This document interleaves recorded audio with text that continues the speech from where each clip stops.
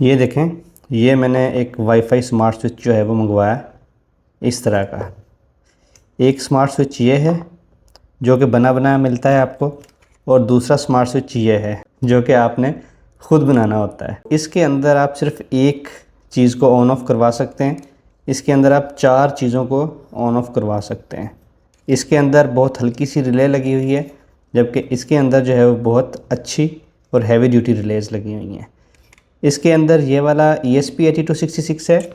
اس والے کنٹرولر کے اندر جو ہے ایک نیا جو ہے وہ کنٹرولر لگا ہوا ہے جو کہ ہے BL602، اور یقین مانیں میں اس کی ابھی سپیکس پڑھ رہا تھا تو اس کی سپیکس جو ہے وہ کافی امپریسو ہیں۔